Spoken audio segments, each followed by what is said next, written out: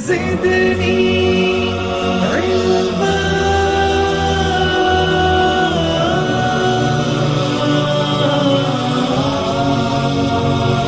رب زدني علما.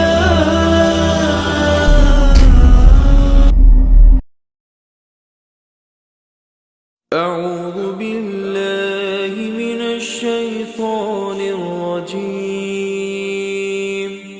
بسم الله الرحمن الرحيم. يا أيها الذين آمنوا كتب عليكم الصيام كما كتب على الذين من قبلكم لعلكم تتقون.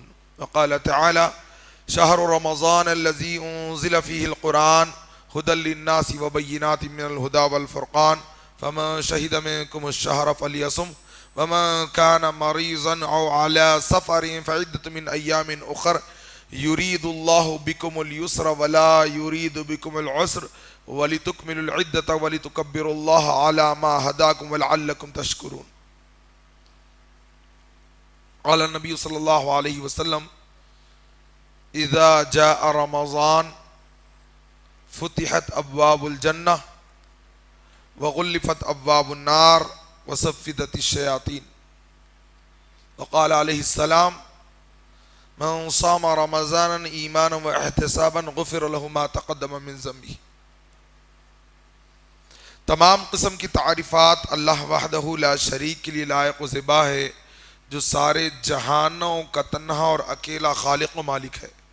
بے شمار درود و سلام نبی آخری صادق الامین رحمت العالمین سید المرسلین خاتم النبیین کثیر المعجزہ امام الانبیاء محمد الرسول اللہ صلی اللہ علیہ وسلم پر. اللہم صلی علی محمد وآل آل محمد کما صلیت علی ابراہیم وآل آل ابراہیم انکا حمید مجید.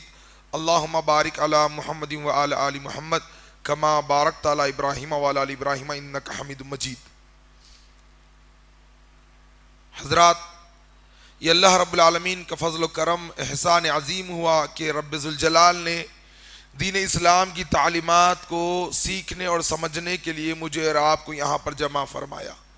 اللہ رب العالمین سے دعا ہے کہ اللہ تبارک و تعالیٰ کتاب و سنت کی تعلیمات کو سیکھنے سکھانے کے ساتھ صحابہ اکرام رضوان اللہ علیہم اجمعین کے فہم کے مطابق عمل کرنے کی توفیق عطا فرمائے اور ہم سب کا یہاں جمع ہونا قبول فرما لے.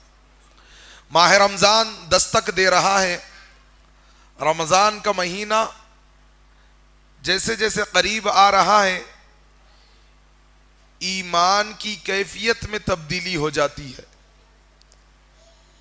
اسلاف کی سیرتوں کو اٹھا کر دیکھا جائے تو جیسے جیسے رمضان کا مہینہ قریب ہو جاتا ان کی دلوں کی دھڑکنوں کا عالم کچھ اور ہو جاتا، ان کے ایمان کی کیفیت کا عالم کچھ اور ہو جاتا.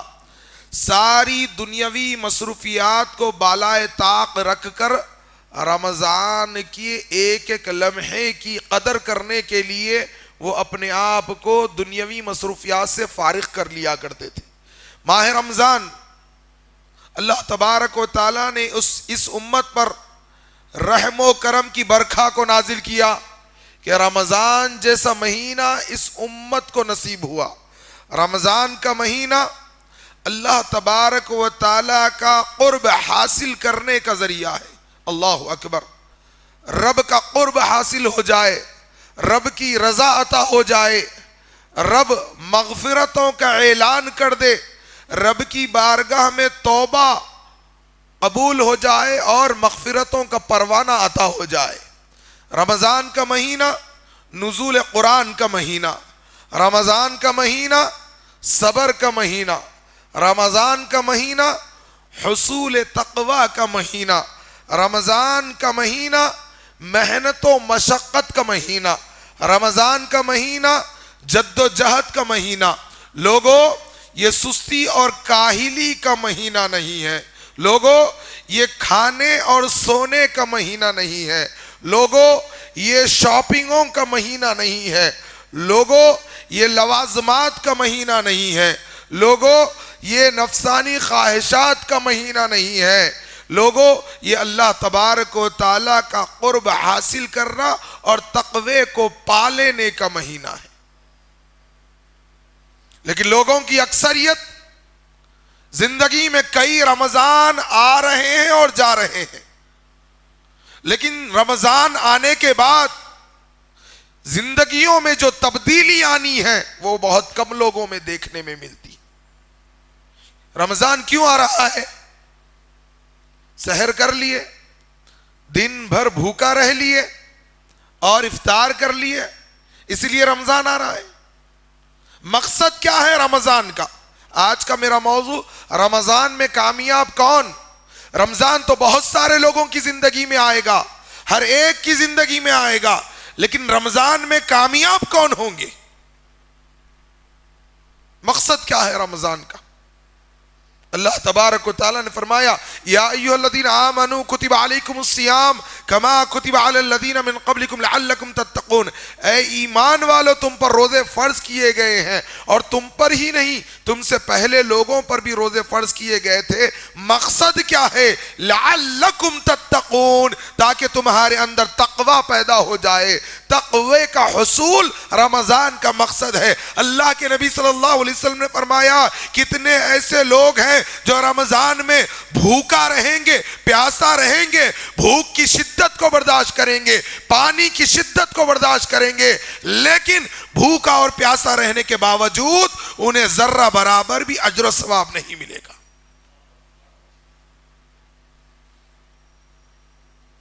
صبح سے لے کر شام تک او بھوکے رہنے والوں، او پیاس کی شدت کو برداشت کرنے والوں، کیا رمضان بھوکا اور پیاسا رکھنے کے لیے آیا ہے؟ بہت سارے لوگ رمضان کے مقصد کو نہیں پاتے۔ اللہ کے نبی صلی اللہ علیہ وسلم مسجد نبوی میں موجود ہیں اور منبر کی پہلی سیڑھی پر قدم رکھتے ہیں، فرماتے ہیں آمین، دوسری سیڑھی پر قدم مبارکہ کو رکھتے ہیں، فرماتے ہیں آمین، تیسری سیڑھی پر قدم مبارکہ کو رکھتے ہیں، فرماتے ہیں آمین۔ اللہ کے نبی صلی اللہ علیہ وسلم منبر کی سب سے اونچائی پر کھڑے ہو کر خطبہ دیتے تھے۔ یہاں اس مسئلے کو بھی سمجھ لیجئے، اور آپ صلی اللہ علیہ وسلم کے بعد اس منبر کے وارث سیدنا ابوبکر صدیق رضی اللہ عنہ بنے، اور آپ نے دوسری سیڑھی پر کھڑے ہو کر خطبہ دینا شروع کیا اور کہا وہ اللہ کے نبی صلی اللہ علیہ وسلم کا مقام میں وہاں کھڑے ہو کر خطبہ نہیں دے سکتا۔ پھر سیدنا عمر ابن خطاب رضی اللہ عنہ آئے، کہا تیسری سیڑھی آقا کی تھی، دوسری سیڑھی یار غار کی تھی، اور میں دونوں سیڑھیوں پر نہیں کھڑوں گا بلکہ پہلی سیڑھی پر کھڑے ہو کر خطبہ دینے لگے۔ تب سے لے کے آج تک پہلی سیڑھی پر کھڑے ہو کر امت کے خطیب حضرات خطبہ دیتے ہیں۔ اللہ کے نبی صلی اللہ علیہ وسلم نے 3 مرتبہ آمین کہا، خطبہ دیا، نماز ہوئی، صحابہ اکرام کا جمگٹا آیا، کہا اللہ کے رسول آپ پر ہمارے ماں باپ قربان، آج آپ نے جو عمل کیا ہے یا رسول اللہ اس سے پہلے کبھی نہیں دیکھا۔ آپ نے پہلی سیڑھی پر قدم مبارکہ کو رکھا، فرمایا آمین، دوسری سیڑھی پر قدم رکھا، فرمایا آمین، تیسری سیڑھی پر قدم رکھا، فرمایا آمین۔ اللہ کے نبی ماجرا کیا ہے یا رسول اللہ؟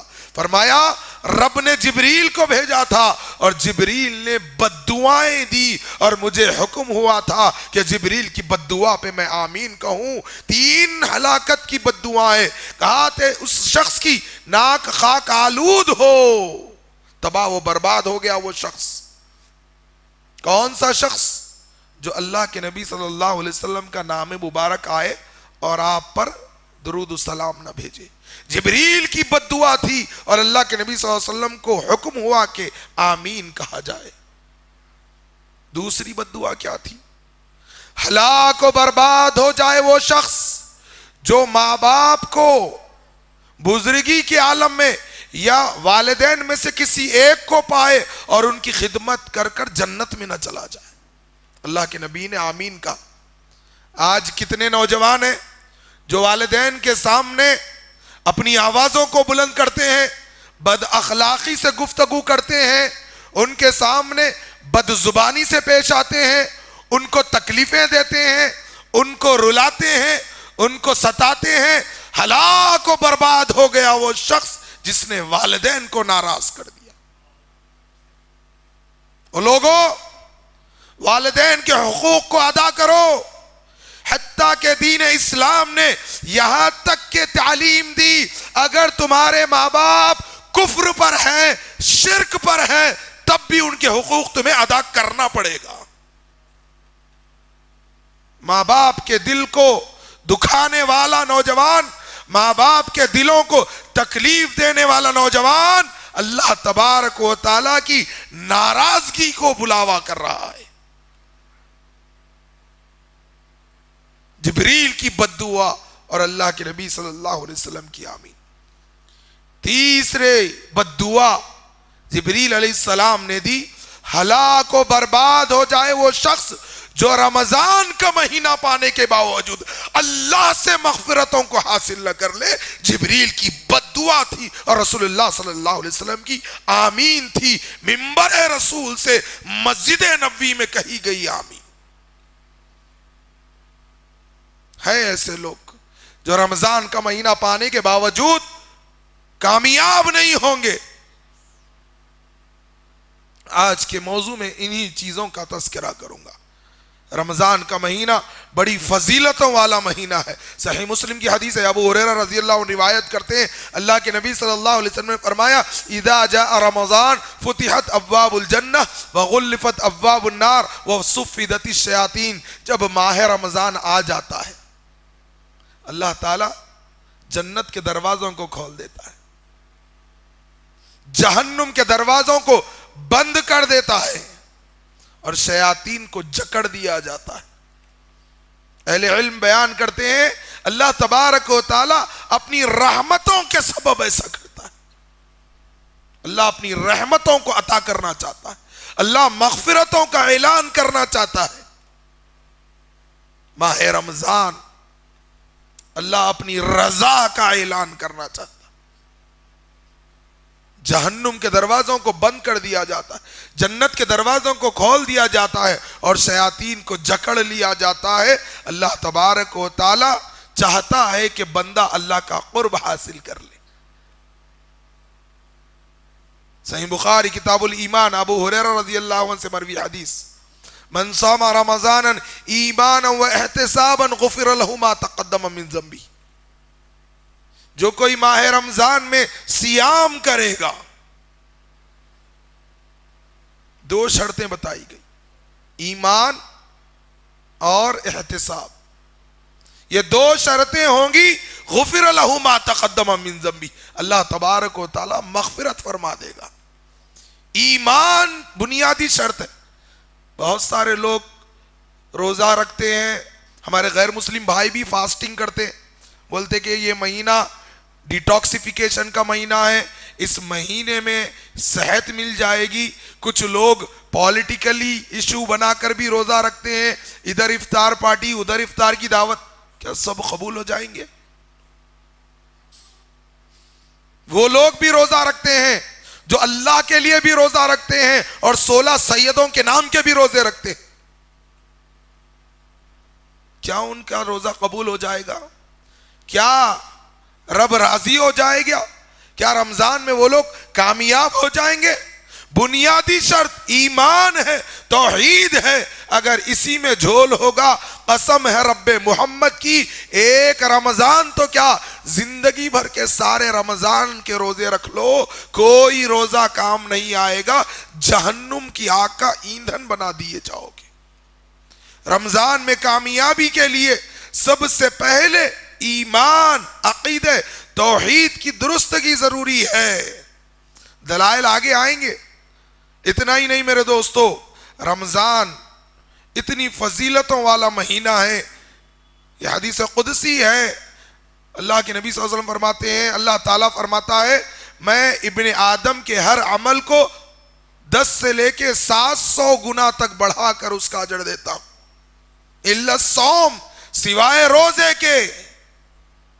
روزہ میرے لیے ہے، فإنه أجزي بی، اور میں ہی اس کی جزا دوں گا. شارحین حدیث لکھتے ہیں رب دیتا جائے گا، بندہ لیتا جائے گا. اللہ نے اس کی جزا کو مخفی کر دیا ہے. بندہ راضی ہو جائے گا، اللہ دیتا جائے گا، بندہ لیتا جائے گا. روزے کا یہ اجر. لیکن رمضان میں کامیاب ہو تب اس اجر کو پہنچا جا سکتا ہے. اور ماہ رمضان میں جو کامیاب ہو جاتے ہیں ان کے لیے جنت کے دروازوں میں ایک خاص دروازہ رکھا گیا ہے جسے ریان کہا گیا.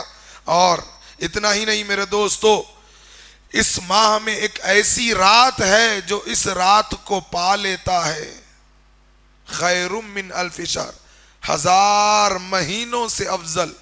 1000 مہینوں کی عبادتیں ایک پلڑے میں رکھ دی جائے اور لیلۃ القدر کی عبادت ایک پلڑے میں رکھ دی جائے، لیلۃ القدر کا پلڑا بھاری ہو جائے گا.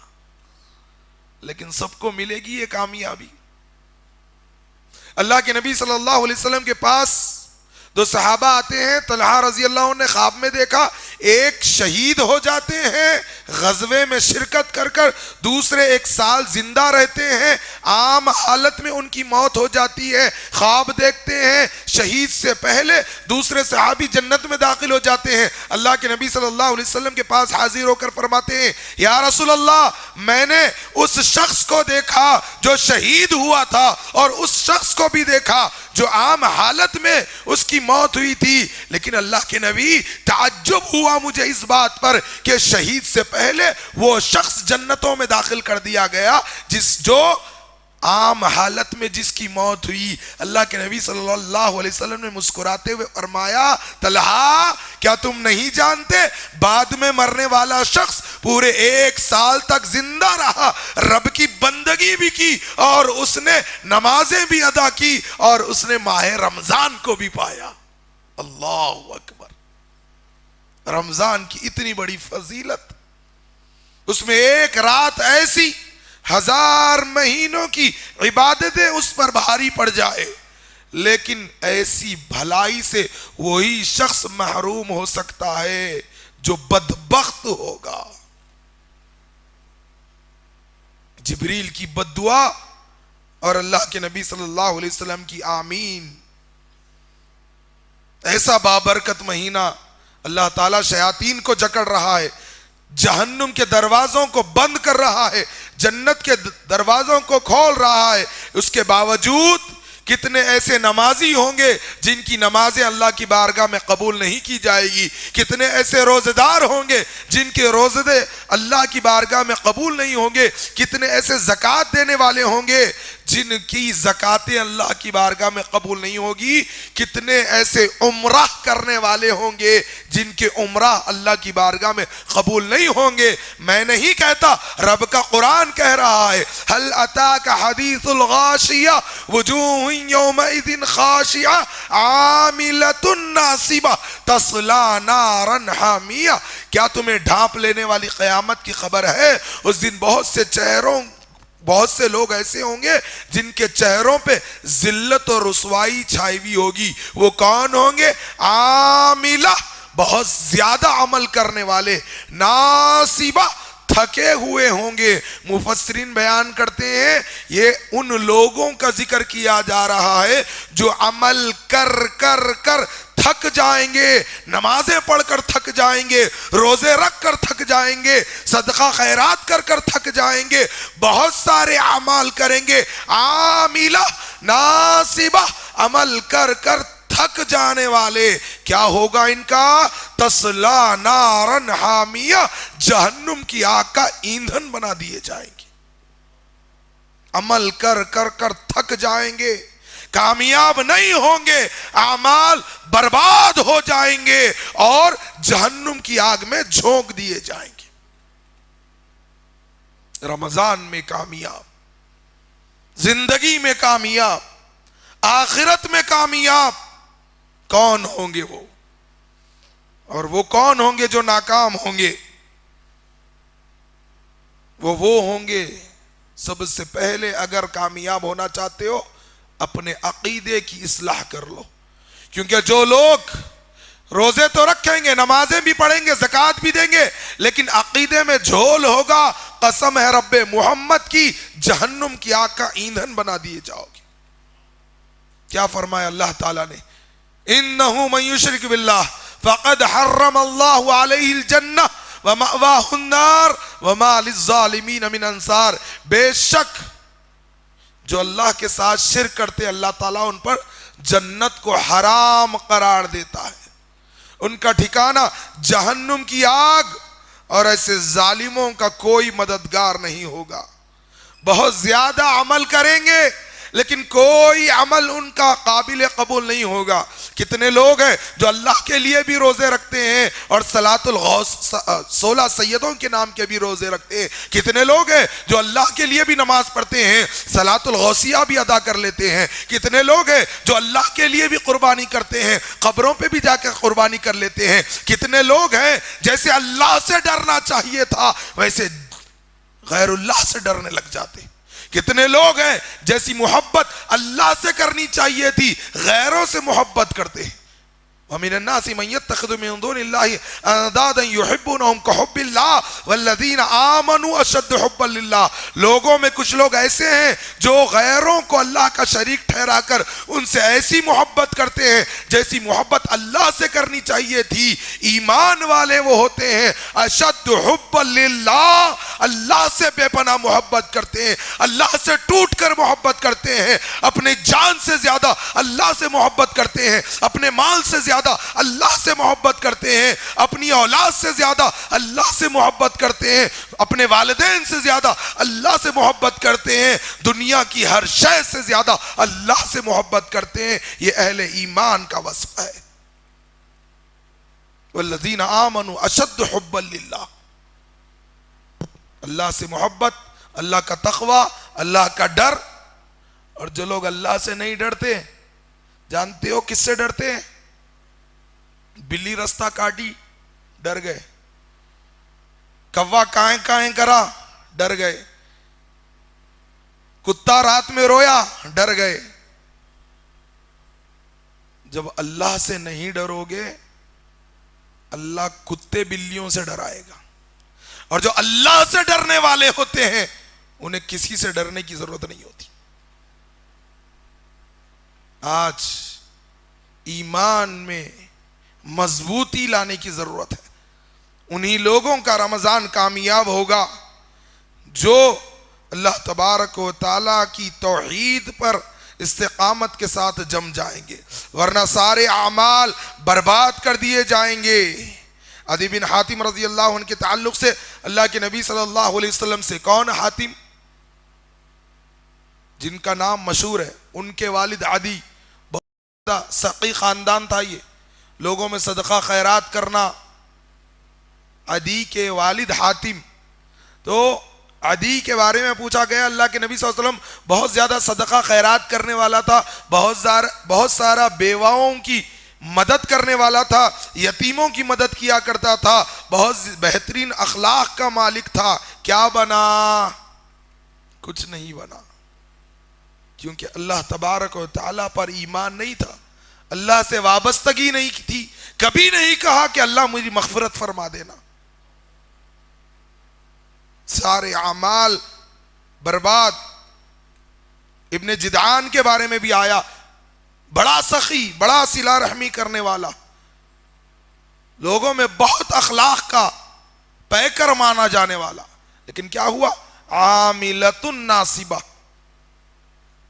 عمل کر کر تھک گئے، لیکن تصلا نارا حامیہ۔ میرے دوستو، اللہ تبارک و تعالیٰ پر توحید بے حد ضروری ہے۔ آج نہ جانے لوگ اللہ کو چھوڑ کر در در کے بھکاری بنے ہوئے ہیں۔ ذرا دیکھو، انبیاء اکرام پر بھی مصیبتیں آئی، تکالیف آئی تو نبیوں نے کس کو پکارا؟ جب آدم علیہ السلام کو جنت سے نکال دیے گئے، کس کو پکارا؟ آدم علیہ السلام نے ربنا ظلمنا انفسنا وان لم تغفر لنا وترحمنا لنکونن من الخاسرین۔ اے ہمارے رب، ہم نے اپنی جانوں پر ظلم کیا، اگر تو ہماری مغفرت نہیں کرے گا اور تو ہم پر رحم نہیں کرے گا ہم نقصان اٹھانے والوں میں سے ہو جائیں گے۔ اللہ تبارک و تعالیٰ نے آدم علیہ السلام کی توبہ کو قبول کیا، اور پھر یونس علیہ السلام مچھلی میں پھنس گئے، اور اللہ تبارک و تعالیٰ نے انہیں مچھلی کے اندر سے ان کی آواز کو سنا۔ کس کو پکارا؟ یونس علیہ السلام نے مدد کے لیے۔ وقت کے پیغمبر، وقت کے نبی اندھیروں میں سے پکارا۔ کیا پکارا؟ لا الہ الا انت سبحانک انی کنت من الظالمین. آج آیت کریمہ کے دستر لگانے والوں، بینجوں پہ بینجے پڑھنے والوں، کیا تمہیں اس کا علم بھی ہے کہ وقت کے پیغمبر نے مدد کے لیے اللہ کو پکارا؟ اللہ تعالیٰ فرماتا ہے فَاسْتَجَبْنَا لَهُ وَنَجَّيْنَاهُ مِنَ الْغَمِّ وَكَذَلِكَ نُنْجِي الْمُؤْمِنِينَ. ہم نے سن لی یونس کی آواز کو، اور وہ جس غم میں مبتلا تھے ہم نے اس غم سے انہیں نجات دے دی. اور صرف پیغمبروں کو ہی نہیں، اللہ فرماتا ہے وَكَذَلِكَ نُنْجِي الْمُؤْمِنِينَ، اسی طرح ہم ایمان والوں کو نجات عطا کر دیتے ہیں. میرے دوستو، اللہ تبارک و تعالیٰ کو پکاریے. ایک ایک نبی نے ہر مشکل میں، ہر تکلیف میں. آج لوگ کیا کہتے ہیں؟ خواجہ نہ دے گا تو پھر کون دے گا؟ یہاں خواجہ کا لنگر چلتا ہے، ہر کوئی اس کے در پر پلتا ہے. اللہ اکبر. ان خوالوں نے جتنی اللہ کی گستاخی کی، ان خوالوں نے جتنی رسول اللہ صلی اللہ علیہ وسلم کی گستاخی کی، عام لوگوں نے اتنی گستاخی نہیں کی. اللہ کیا فرماتا ہے؟ یا ایھا الناس انتم الفقراء الی اللہ واللہ هو الغنی الحمید. اے دنیا کے لوگوں، تم سب کے سب اللہ کے در کے فقیر ہو، اللہ کے در کے منگتے ہو، اللہ کے در کے بھکاری ہو. واللہ هو الغنی الحمید، اللہ غنی اور حمید ہے. اور خوال کیا کہتا ہے؟ ہر کوئی خواجہ کے لنگر پہ پلتا ہے. ان خوالوں نے بہت زیادہ نقصان پہنچایا. ایک اور خوال کیا کہتا ہے؟ ہزاروں لاکھوں نے جا جا کے بیت اللہ کو دیکھا، اگر موسیٰ نے کوہ طور پر اللہ کو دیکھا تو شکل پیر میں ہم نے رسول اللہ کو دیکھا. معاذ اللہ، اس کے پیر کی شکل میں رسول اللہ آ گئے. اللہ کی پناہ، تیرے سارے پیر مل کر بھی، تیرے سارے پگاڑ مل کر بھی میرے آقا کی نالین کی دھول کا مقابلہ نہیں کر سکتے. اتنی بڑی گستاخیاں کرنے والے. رمضان آتے ہی ادھر سے قوالی، ادھر سے قوالی، ادھر سے موسیقی، ادھر سے میوزک. دلوں میں نفاق پیدا کرتا ہے میوزک، موسیقی، چاہے گانوں کی شکل میں ہو، چاہے قوالی کی شکل میں ہو، یا کسی اور شکل میں ہو.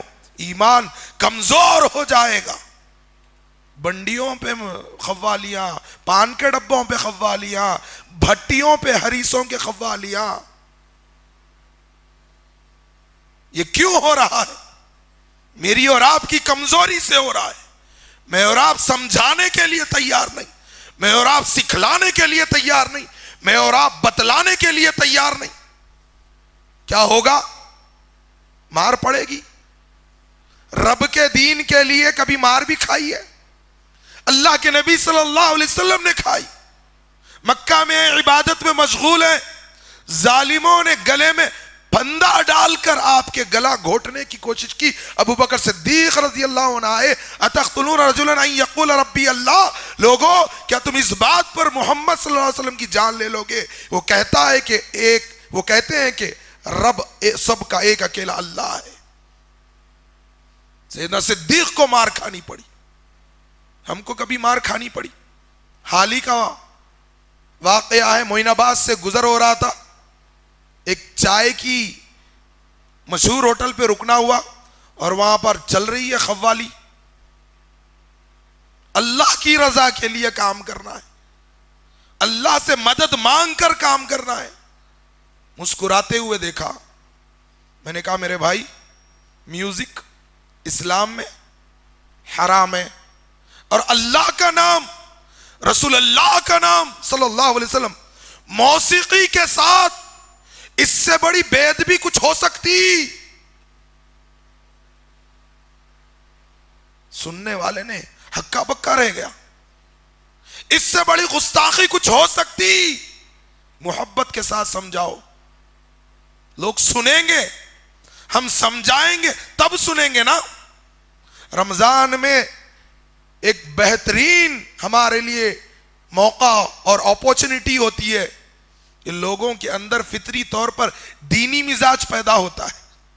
لوگوں کو بتلانا پڑے گا، لوگوں کو سمجھانا پڑے گا. لوگوں، بگڑیوں کی بنانے والا ایک اکیلا اللہ ہے، منگتوں کو عطا کرنے والا ایک اکیلا اللہ ہے، حاجتوں کو پورا کرنے والا ایک اکیلا اللہ ہے، مشکل کشا، حاجت روا، غریب نواز، بندہ نواز، داتا ایک اکیلا اللہ ہے۔ زکریا علیہ السلام، یحییٰ علیہ السلام، اور ولادت کیا تھی؟ جھولی خالی تھی، اولاد نہیں تھی، عمر کا ایک حصہ گزر چکا تھا، اور پھر اللہ تبارک و تعالیٰ سے مانگی، دعا مانگی۔ سب سے پہلے مریم علیہ السلام کے کفیل تھے، مریم علیہ السلام کے حجرے میں داخل ہوئے تو کیا دیکھا؟ طرح طرح کے پھل، بے موسم پھل رکھے ہوئے، جن پھلوں کا موسم ہی نہیں ہے وہ پھل ہے۔ کلما دخل علیہ زکریا المحراب وجد عندها رزقا قال یا مریم انا لکی ھذا، اے مریم یہ کہاں سے آیا، کیسے آیا، یہ کیا ہے؟ میرے علاوہ کوئی آتا بھی نہیں اور میں نے تو تجھے یہ دیا بھی نہیں۔ کیا کہا مریم علیہ السلام نے؟ 13 سال پہلے توحید کی نعمت ملی، اس سے پہلے ہمارے گھر میں پیر اور دادا پیر میں جھگڑا ہو گیا، کچھ کھوئی ہوئی قیمتی چیز مل گئی، پیر کہہ رہا ہے کہ میری کرامت ہے، میرے گھر کی بات کہہ رہا ہوں، دادا پیر کہہ رہے ہیں کہ میری کرامت ہے، اور دونوں میں آپس میں جھگڑا ہو گیا۔ کوئی اور ہوتا تو کیا کہتا؟ ان کا بابا ہوتا تو میری کرامت ہے۔ مریم علیہ السلام نے کیا جواب دیا؟ قالت ہوا من عند اللہ ان اللہ یرزق من یشاء بغیر حساب، یہ میرے اللہ کی طرف سے ہے اور بے شک اللہ جسے چاہتا ہے بے حساب رزق عطا کرتا ہے۔ جب دیکھا زکریا علیہ السلام نے کہ بے موسم پھل آئے، اللہ تعالیٰ سے دعا کی، اولاد کے لیے دعا کی۔ قال ربی حب لی من لدنک ذریۃ طیبہ انک سمیع الدعاء۔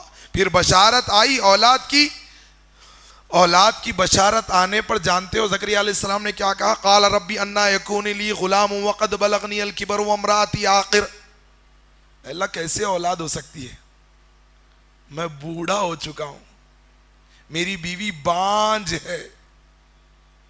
قال کذلک اللہ یفعل ما یشاء، کہا گیا کہ اللہ جیسا چاہتا ہے ویسا عطا کرتا ہے۔ اولاد ہی نہیں دی بلکہ بیٹے کو بھی نبوت سے نواز دیا۔ اللہ اکبر۔ اس اللہ سے مانگ کر تو دیکھو، اس اللہ سے پکار کر تو دیکھو۔ آج لوگ اللہ کو چھوڑ کر در در کے بھکاری بنے ہوئے ہیں، اور جو لوگ اللہ کے ساتھ شرک کریں گے، ایک رمضان تو کیا زندگی بھر کی ساری عبادتیں ان کی تباہ کر دی جائیں گی اور جہنم کی آگ کا ایندھن بنا دیے جاؤ گے۔ دوسری شرط، ایک اور لوگ بھی ہوں گے جو روزہ تو رکھیں گے لیکن دکھاوے کے لیے روزہ رکھیں گے۔ لوگوں میں دکھاوا کرنا، لوگوں کے سامنے منڈیاں لٹکا لے کے بیٹھ جانا، بار بار تھوکنا، کہاں کا روزہ؟ زندگی میں سر ڈھانکنے کی توفیق نصیب نہیں ہوتی، رمضان آتے کی سر ڈھک جاتا۔ سب سے بڑے روزدار انوچ وما امروا الا ليعبدوا الله مخلصين له الدين، اللہ تعالیٰ فرماتا ہے، اور حکم ہی اس بات کا دیا گیا کہ دین کو خالص اللہ کے لیے کرتے ہوئے خالص اسی کی عبادت بجا لائے۔ اخلاص مطلوب ہے۔ اللہ کے نبی صلی اللہ علیہ وسلم فرماتے ہیں، مسند احمد کی حدیث ہے، من صلی یرائی فقد اشرک ومن صام یرائی فقد اشرک ومن تصدق یرائی فقد اشرک۔ جس نے دکھاوے کی نماز پڑھی اس نے شرک کیا، جس نے دکھاوے کا روزہ رکھا اس نے شرک کیا، جس نے دکھاوے کا صدقہ خیرات کیا اس نے بھی شرک کیا۔ صدقہ خیرات کر رہے، فوٹوਆਂ لے کے اسٹیٹسوں پہ رکھ رہے، سوشل میڈیا پہ اپلوڈ، ویڈیوز بنائی جا رہی ہیں۔ لوگوں اللہ کے لیے خرچ کرو، اللہ کی راہ میں اخلاص کے ساتھ خرچ کیا گیا ایک کھجور کا ٹکڑا جہنم سے نجات کا سبب بن سکتا ہے۔ ساری دولتیں اگر لوگوں کو دکھانے کے لیے دو گے، کل قیامت کے دن اللہ کہے گا جن کو دکھانے کے لیے تو نے خرچ کیا ہے جا ان سے اس کا اجر لے لے۔ اللہ کے لیے خالص عمل کیا جائے، لوگوں کو دکھاوے کا عمل نہیں۔ ایک اور سبب لوگوں کے اعمال کی تباہی کا، اللہ تعالیٰ فرماتا ہے یا ایھا الذین آمنوا اطیعوا اللہ واطیعوا الرسول ولا تبطلوا اعمالکم، اے ایمان والو اللہ کی اطاعت کرو اور اس کے رسول کی اطاعت کرو اور اپنے اعمال کو برباد مت کر لو۔ مفہوم مخالف کیا ہے؟ اعمال تو ہوں گے، اللہ اور اس کے رسول کے بتائے ہوئے طریقے کے مطابق اگر عمل نہیں ہوگا، قسم ہے کبریائی کی اعمال برباد کر دیے جائیں گے۔ زندگی بھر نمازیں پڑھ رہی، کس کا طریقہ؟ فلاں کا طریقہ، فلاں کا طریقہ۔ کہتے ہیں امام اعظم ہے۔ کون ہے امام اعظم؟ معراج کا واقعہ یاد نہیں امت کو؟ سارے انبیاء آدم سے لے کے عیسیٰ ابن مریم تک جمع ہے۔ کہا جبریل یہ اتنے سارے لوگ کون ہیں، کیوں جمع ہوئے ہیں؟ کہا آقا رب نے آدم سے لے کے عیسیٰ تک سارے نبیوں کو جمع کر دیا۔ کہا کیوں جمع ہوئے ہیں؟ کہا نماز پڑھنے کے لیے جمع ہوئے ہیں۔ اے جبریل پھر پڑھتے کیوں نہیں نماز؟ کہا آقا امام کا انتظار ہے، امام کا مصلی خالی تھا۔ کہا ان کا امام کون؟ جبریل آدم سے لے کے عیسیٰ تک یہ سب جمع ہو گئے ہیں، ان کا امام کون ہو سکتا ہے؟ جبریل امین کونین کے تاجدار کا دست مبارک پکڑ کر مصلی امامت پر آگے بڑھاتے ہوئے کہا آقا آدم سے لے کے عیسیٰ تک کی بھی امامت اگر کسی کو ملی ہے تو آپ کی ذات مبارکہ کو ملی ہے، ان سے بڑھ کے امام کون؟ لوگوں ذرا غور کرنا میری بات کو۔ اللہ تبارک و تعالیٰ نے فرمایا قل ان کنتم تحبون اللہ فاتبعونی یحببکم اللہ ویغفر لکم ذنوبکم واللہ غفور رحیم۔ ولایت کے رازوں کو کھولنے والی آیت۔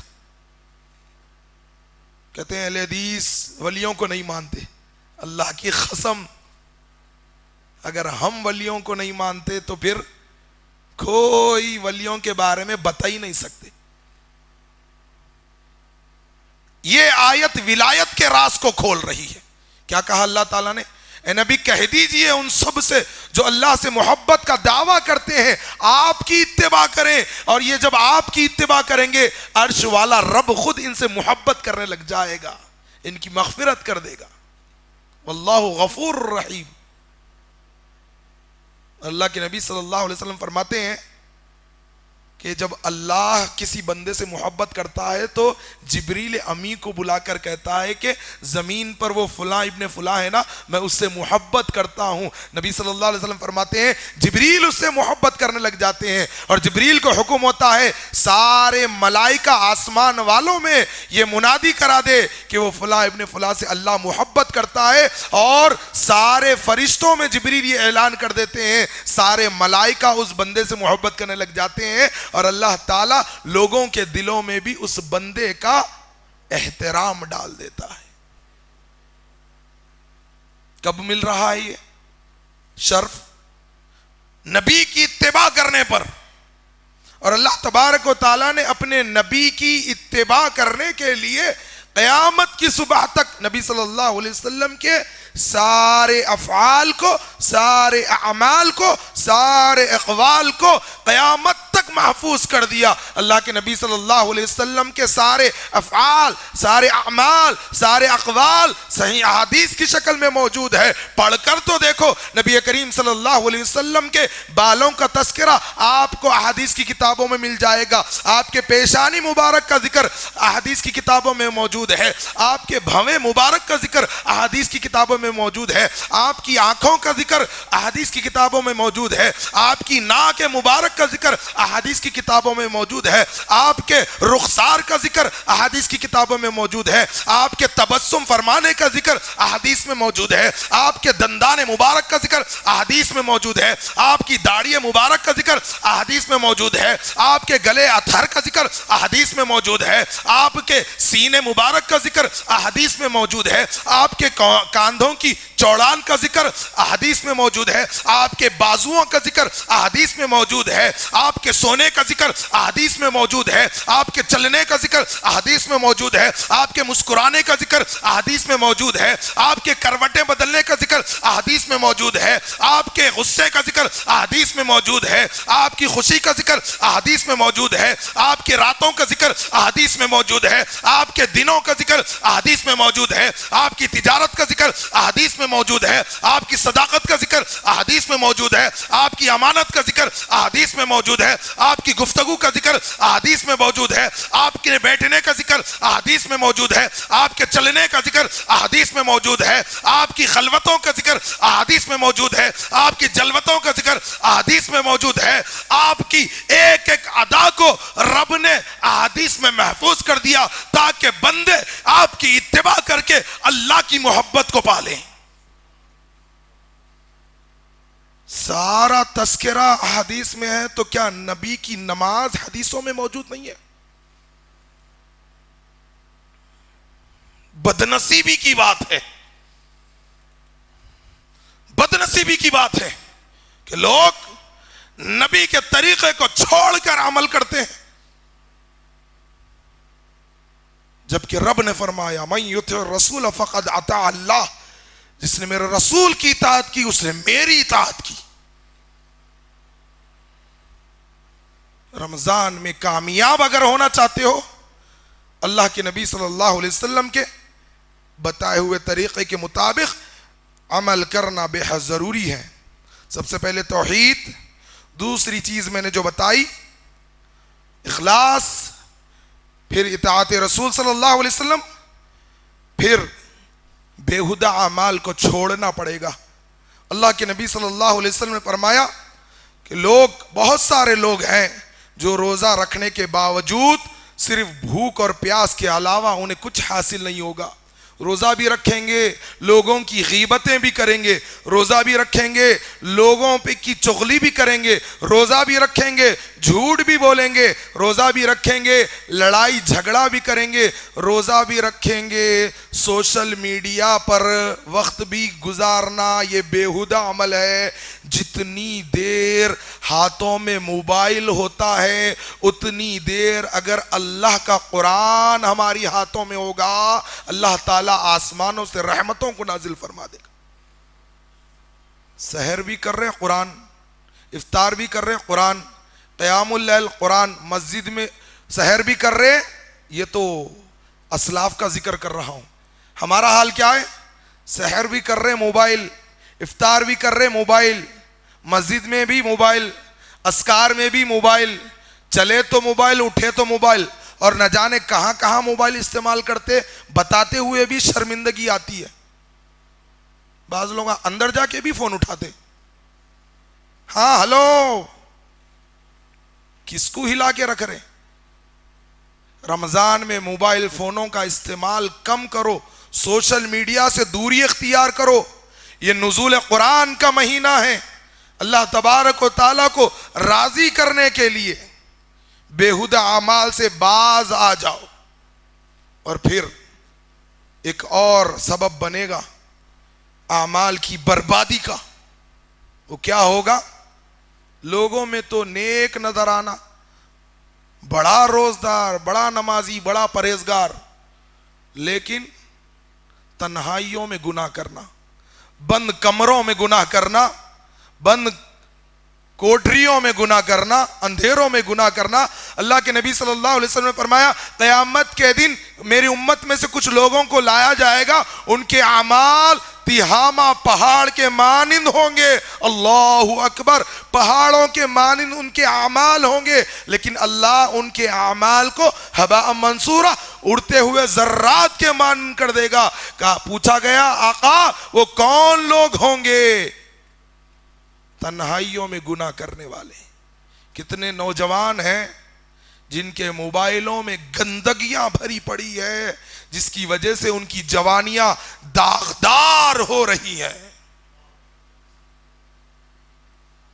نوجوانوں، اپنی جوانیوں کو بے داغ رکھو۔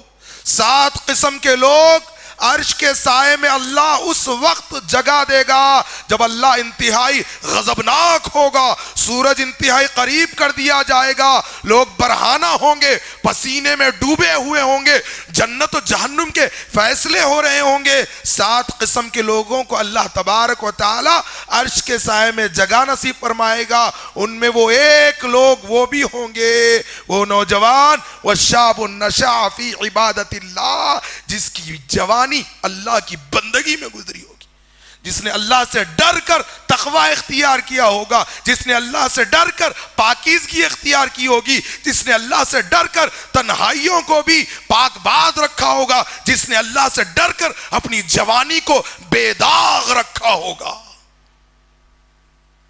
بزرگوں، اپنے نوجوان لڑکے لڑکیوں کے نکاح وقت پر کرا دو۔ وقت پر نکاح نہ ہونے کے سبب نوجوانوں کی جوانیاں داغدار ہو رہی ہیں، ہبا منصورہ۔ نہیں، روزے میں ہوں، افطار کرے بعد چیٹ کرتا ہوں تمہارے سے۔ مسکرا رہے ہو، مسکرا رہے ہو، نکاح کر لو، ودائی بعد میں کرو استطاعت نہیں ہے تو، لیکن بغیر نکاح کے اگر جوانی داغدار کر رہے ہو، یاد رکھنا دوسروں کی بیٹیوں اور بہنوں کے ساتھ ناجائز طریقے سے رشتے بناؤ گے تو پھر ہمارے خاندان میں بھی بہنیں اور بیٹیاں ہیں، ہمارے گھروں میں بھی بہنیں اور بیٹیاں ہیں۔ اللہ کے نبی صلی اللہ علیہ وسلم کے پاس ایک شخص آئے، اللہ کے نبی ایمان لاتا ہوں اور ثابت قدمی اختیار کرنا چاہتا ہوں، لیکن ایک اجازت دیجئے، زنا کی اجازت دے دیجئے۔ اللہ کے نبی صلی اللہ علیہ وسلم نے فرمایا، میرے بھائی تیرے گھر میں تیری ماں ہے؟ کہا ہاں اللہ کے نبی۔ کہا تو جس کے ساتھ بدکاری کرنا چاہتا ہے وہ بھی کسی کی ماں ہے؟ کہا گھر میں بیٹی ہے؟ کہا ہاں۔ تو جس کے ساتھ بدکاری کرنا چاہتا ہے سوچ، وہ بھی تو کسی کی بیٹی ہوگی، وہ بھی تو کسی کی بہن ہوگی، وہ بھی تو کسی کی خالہ ہوگی، وہ بھی تو کسی کی پھوپھی ہوگی۔ نہیں، روزے میں ہوں، میں افطار کر کے چیٹنگ کرتا ہوں، افطار کر کے کال کرتا ہوں۔ ہبا منصورہ، سارے اعمال اڑتے ہوئے ذرات کے مانند ہو جائیں گے۔ اور رمضان میں کامیاب ہونے کے لیے صحیح احادیث پر عمل بے حد ضروری ہے۔ ایک طبقہ ایسا ہے جو وقت سے پہلے افطار کر لیتا ہے۔ اللہ کے نبی صلی اللہ علیہ وسلم نے فرمایا، وقت سے پہلے افطار کرنے والوں کو جہنم میں عذاب میں مبتلا دیکھا گیا۔ اور ایک طبقہ ہے وقت ہونے کے بعد بھی انتظار کرتا، نہیں ادھر کا سائرن نہیں ہوا، نہیں وہ چھوٹا سائرن ہو رہا، بہت دور سے آواز آ رہی، قریب کا ہونا، آجی نہیں جی جامع مسجد کا ہونا، وہاں ٹائمنگ زبردست رہتی، انہوں پہلے کھول لیتے بعد میں آ کے سائرن بجاتے مؤذن صاحب۔ اللہ کے نبی صلی اللہ علیہ وسلم نے فرمایا، جب تک میری امت افطار میں جلدی کرے گی، یعنی وقت پر افطار کرے گی، تب تک بھلائی پر رہے گی۔ افطار کا وقت ہونے کے بعد بھی تاخیر کرنا یہودیوں کا عمل اللہ کے نبی صلی اللہ علیہ وسلم نے بتایا۔